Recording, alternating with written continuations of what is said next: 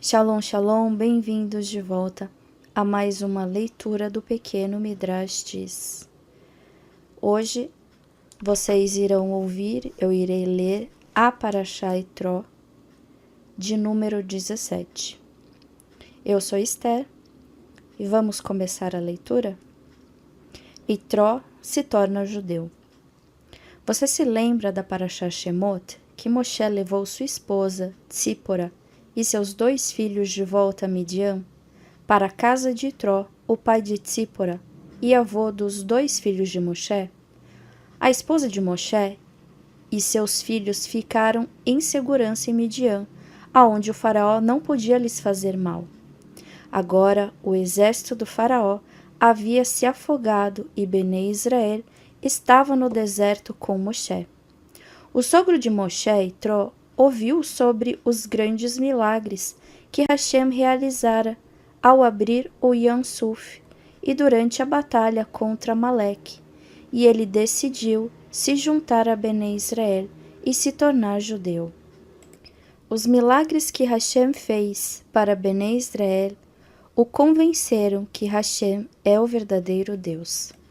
Itró também levou com ele a esposa de Moshe, Tzípora, e seus 2 netos, Gerson e Eliezer, para eles se juntarem ao povo judeu. Quando Itró chegou aos arredores do acampamento de Bené Israel, ele não pôde entrar, já que as nuvens de Hashem circundavam todo o acampamento. Itró enviou uma mensagem a Moshe: eu, seu sogro Itró, vim até aqui para me tornar um ger. Sua esposa e seus 2 filhos estão comigo. O próprio Moshe saiu do acampamento para receber e saudar seu sogro. Quando Aharon, os filhos de Aharon e os Tsequenim, os anciãos, viram Moshe, o líder do povo judeu, indo ao encontro de Itró, eles pensaram: este deve ser um visitante muito importante. Vamos atrás de Moshe. E todo o restante do povo pensou: se todos os nossos líderes estão saindo para cumprimentar alguém, nós vamos sair também. E assim Itró foi recebido por todo Bené Israel. Moshe contou detalhadamente a Itró todos os milagres que Hashem fizera para Bené Israel. Itró se alegrou por Hashem ter salvado os judeus do faraó. Ele decidiu fazer a Brit Milá e se tornar um ger ali mesmo.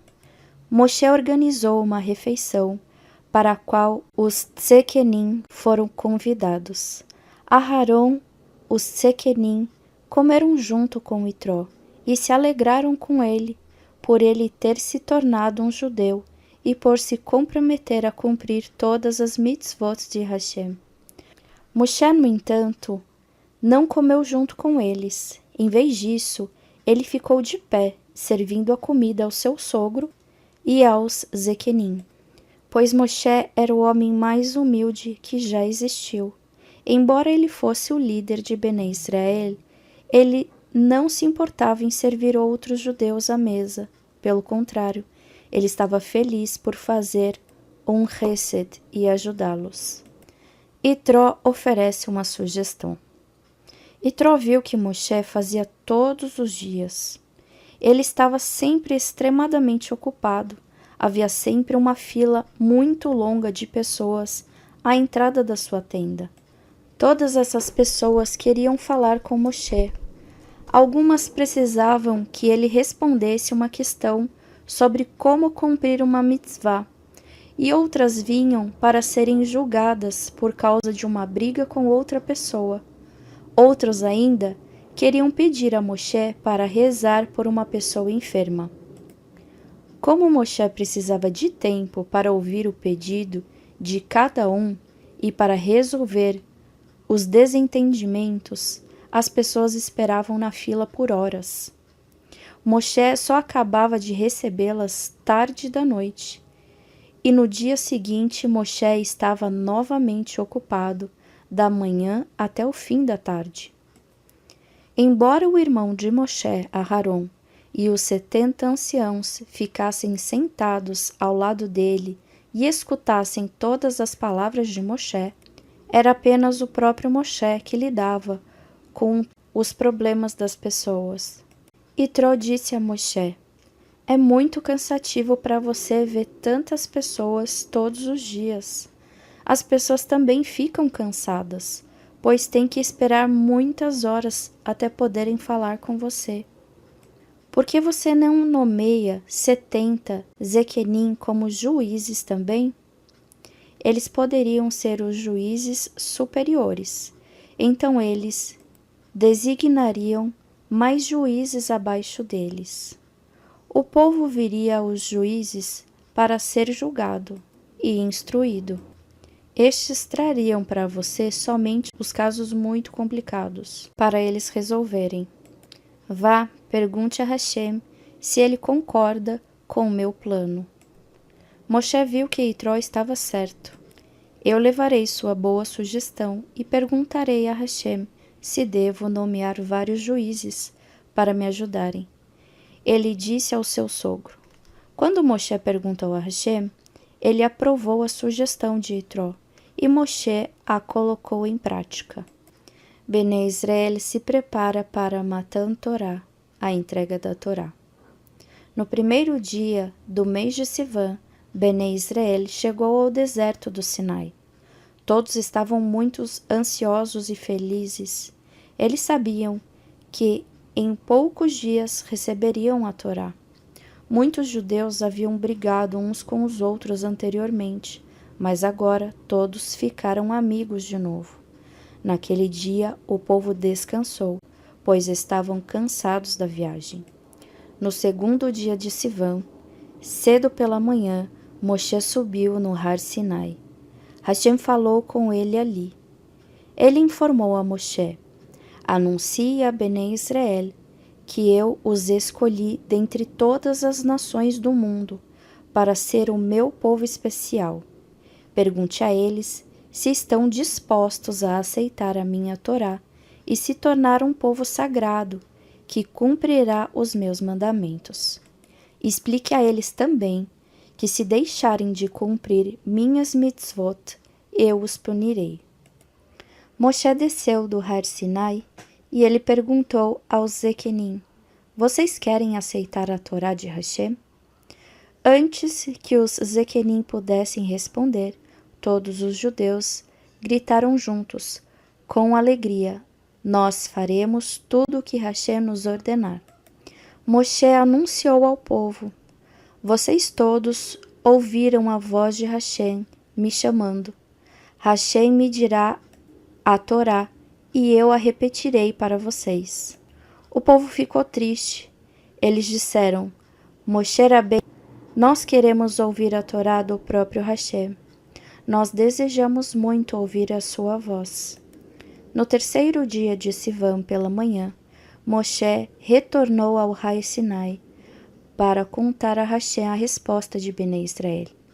Ele disse: os judeus concordaram em aceitar a Torá, mas eles querem muito que o Senhor fale com eles diretamente. Hashem respondeu: eu farei como eles pediram. Hashem instruiu Moshe: faça uma cerca em torno de toda a montanha. Ordene ao povo não atravessar esta cerca durante todo o tempo que minha Shekinah estiver sobre o Har Sinai, porque a montanha será sagrada. A fim de ouvir minha voz, Bnei Israel precisa se preparar. Eles deverão imergir e também suas roupas em um mikve. No terceiro dia de preparação, Bnei Israel estará pronto para que eu fale com eles. No quarto dia de Sivan, Moshe disse às famílias judias que elas deveriam se preparar para Matan Torá. No quinto dia de Sivan, a Torá não nos conta aqui o que aconteceu. Esta história está no final da Parashá Mishpatim. O que aconteceu no dia de Matan Torá? O dia em que Hashem nos deu a Torá era Shabat. Era o sexto dia do mês de Sivan, do ano 2448.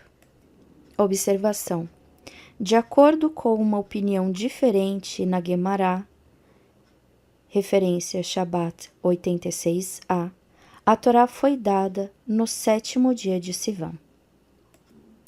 Choveu sobre o Har Sinai durante a noite para limpar a montanha e refrescar o ar.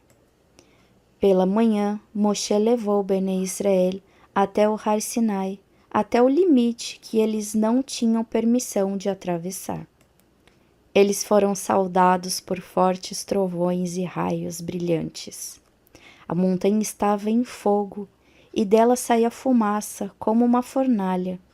Eles ouviram o som de um chofar, cada vez mais alto e mais alto, até que eles mal conseguiam suportar. Bnei Israel sabia que logo eles ouviriam o próprio Deus falando. Eles estavam com medo e estremeceram. Se eles mal conseguiam aguentar o barulho dos trovões e do forte som do chofar, como poderiam ser capazes de ouvir a voz de Deus? Eles foram se afastando da montanha. Moshe acalmou o povo. Aproximem-se até o limite. Hashem então ergueu o Har Sinai e o sustentou sobre as cabeças de Bnei Israel. O Har Sinai ficou transparente como cristal. Ele pairou no ar sobre Bnei Israel e eles podiam enxergar através da montanha. Todos os céus se abriram e Hashem mostrou ao povo que não havia nada ali além dele. Eles ouviram de Hashem: ou vocês aceitam a minha Torá, ou todos vocês serão enterrados aqui. Bnei Israel estava com tanto medo que todos começaram a chorar. Eles fizeram techuvá por todos os pecados cometidos e gritaram em conjunto: o que Hashem nos disser, nós faremos. Antes de Hashem começar a falar, ele curou todos os doentes dentre Bnei Israel. Muitos judeus tinham as mãos ou os pés aleijados por causa do trabalho pesado no Egito. Alguns judeus tinham outros tipos de doença, e Hashem enviou seus anjos para curar toda a nação, de modo que cada judeu estivesse em perfeita condição, cada um de seus órgãos e membros funcionando perfeitamente. Então veio o grande momento, quando Hashem falou diretamente a Bnei Israel. A voz de Hashem era tão poderosa que os céus e a terra tremeram. Lagos e rios recuavam, e árvores caíram no chão e se partiram. Hashem disse as 10 Dibrot, os 10 mandamentos. Ele pronunciou todos de uma só vez, de forma que Bnei Israel os ouviu, mas não conseguia entendê-los. Observação: qual foi o propósito deste milagre?